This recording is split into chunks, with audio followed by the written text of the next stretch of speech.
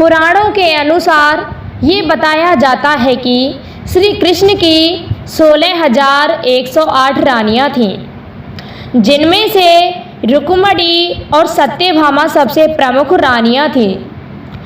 इसके अलावा ये भी बताया जाता है कि श्री कृष्ण बचपन में गोपियों के साथ रास लीलाएं किया करते थे। लेकिन क्या दोस्तों, आपको ये पता है कि सभी के साथ प्रेम करने वाले कृष्ण का नाम राधा जी के साथ क्यों लिया जाता है? आपने जब श्री कृष्ण भक्तों को देखा होगा तो गौर किया होगा कि वो हमेशा ही राधे कृष्ण का जप करते रहते हैं। इस दुनिया में जब भी कहीं श्री कृष्ण और राधा जी के प्रेम का जिक्र किया जाता है तो सभी के मन में अक्सर ये सवाल आता है कि जब श्री कृष्ण और राधा जी के बीच इतना प्रेम था तो इन दोनों ने विवाह क्यों नहीं किया? मित्रों, अगर आप ये जानना चाहते हैं कि श्री कृष्ण और राधा जी का विवाह क्यों नहीं हुआ तो बने रहिए वीडियो के अंत तक और चैनल को सब्सक्राइब करना ना भूलें। मित्रों, पद्म पुराण के अनुसार ऐसा बताया जाता है कि राधा जी वृषभानु नामक ग्वाले की बेटी थी। उनका जन्म यमुना नदी के किनारे हुआ था, लेकिन वे बरसाना में रहते थे। लेकिन दूसरी तरफ कुछ विद्वानों का ऐसा मानना है कि राधा जी का जन्म बरसाना गांव में ही हुआ था। इसी के साथ ब्रह्म वैवर्त पुराणों के अनुसार ये बताया जाता है कि राधा जी कृष्ण से उम्र में 5 साल बड़ी थीं और उनकी सबसे अच्छी मित्र भी थीं। ऐसा कहा जाता है कि जब श्री कृष्ण और राधा जी पहली बार मिले थे तो राधा जी कृष्ण की एक झलक देखते ही उन पर मोहित हो गईं। भक्तों, जब श्री कृष्ण बांसुरी बजाते थे तो उसकी धुन सुनते ही राधा जी श्री कृष्ण की दीवानी हो जाती थी। इसके साथ ही बताया जाता है कि राधा जी कृष्ण की बांसुरी की धुन में इतना मग्न हो जाती थीं कि उन्हें अपने घर का ध्यान भी नहीं रहता था। इस वजह से समाज के लोगों ने राधा जी को ताने मारना शुरू कर दिया और इस वजह से राधा जी का घर से बाहर जाना भी बंद कर दिया गया। लेकिन जब ये बात श्री कृष्ण को पता चली कि राधा जी के घर वालों ने उनका घर से बाहर निकलना तक बंद कर दिया है तो दोस्तों, उन्होंने ये बात माता यशोदा को बताई और वो राधा जी से विवाह करने की जिद करने लगे।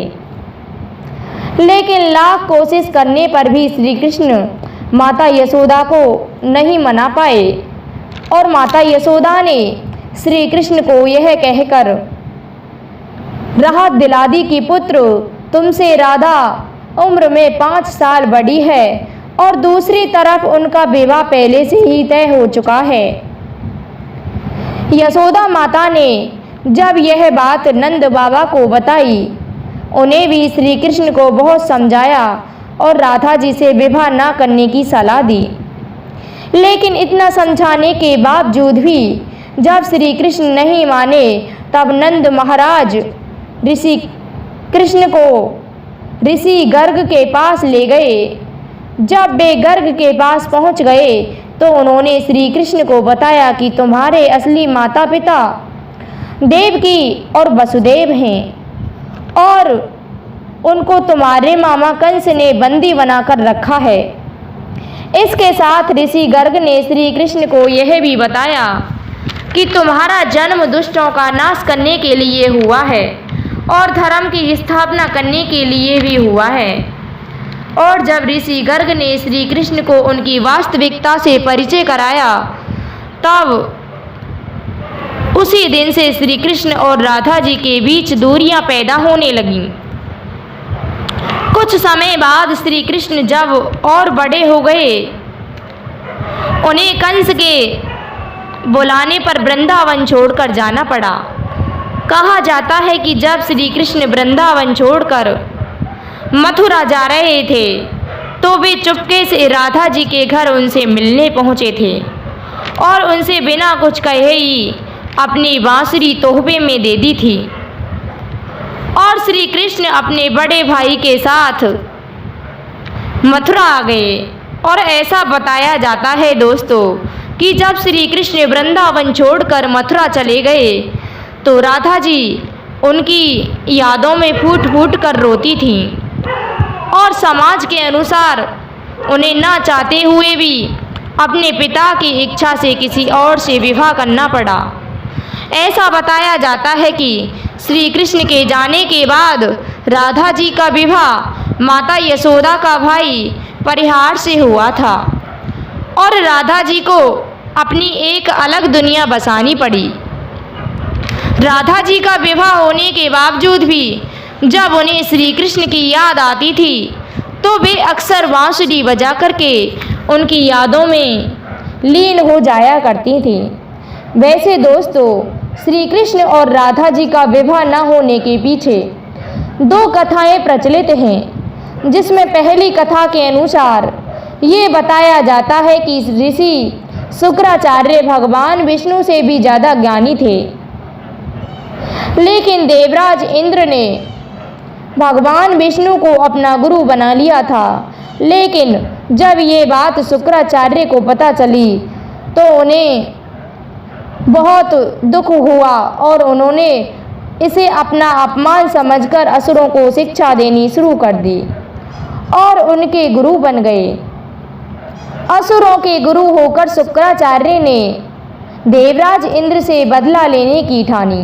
लेकिन दोस्तों उनके सामने ये समस्या खड़ी हो गई कि इन देवताओं को तो अमरता का वरदान प्राप्त है, लेकिन इन राक्षसों को तो ऐसा कोई वरदान ही प्राप्त नहीं है।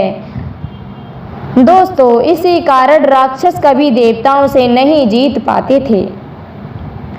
इस समस्या को सुलझाने के लिए शुक्राचार्य ने शिव की घोर तपस्या की और उन्हें प्रसन्न कर लिया। दोस्तों इसी के साथ साथ शुक्राचार्य ने भगवान विष्णु को ही अपना गुरु बना लिया था। भगवान शिव को अपना गुरु बनाते ही उसे भगवान शिव से मृत संजीवनी लेने की सोची गुरु शुक्राचार्य ने। मित्रों आपको बता दें कि संजीवनी वरदान एक ऐसा वरदान है जिससे किसी भी मरे हुए इंसान को जीवित किया जा सकता है।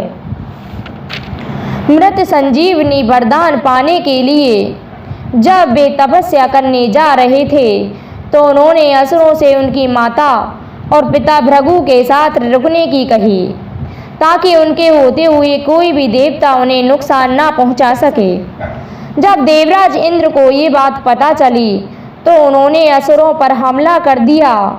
लेकिन दोस्तों काव्य माता ने ऐसा कवच बनाया जिससे कोई भी देवता उन्हें नुकसान ना पहुंचा पाए और इस तरह सभी देवता राक्षसों से हारने लगे।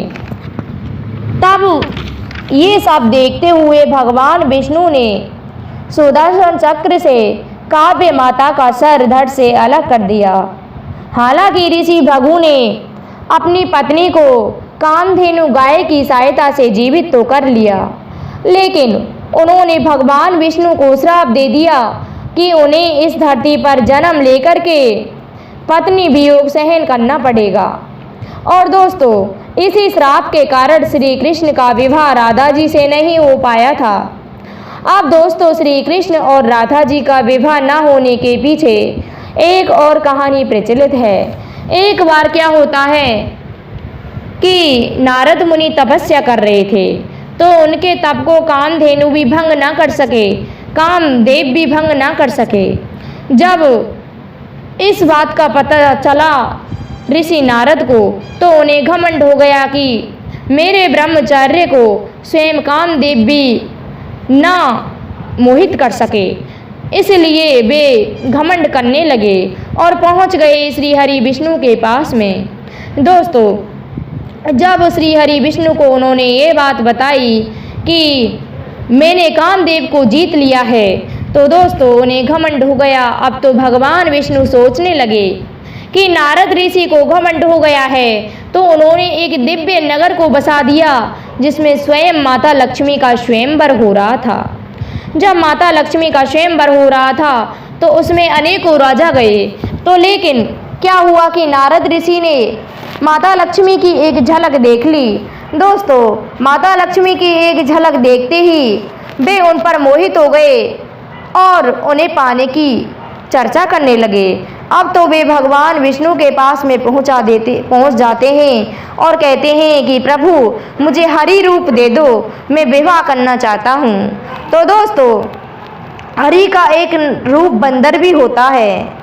वैसे तो हरि श्री हरि भगवान विष्णु को ही कहते हैं, लेकिन हरि बंदर को भी कहते हैं। तो भगवान विष्णु ने बंदर का रूप दे दिया। अब तो पहुंच जाते हैं लक्ष्मी जी के स्वयंवर में। तो माता लक्ष्मी को उन पर बहुत क्रोध आया और भक्तों क्या होता है कि भगवान विष्णु एक राजा का वेश बना करके पहुंच जाते हैं उस स्वयंवर में।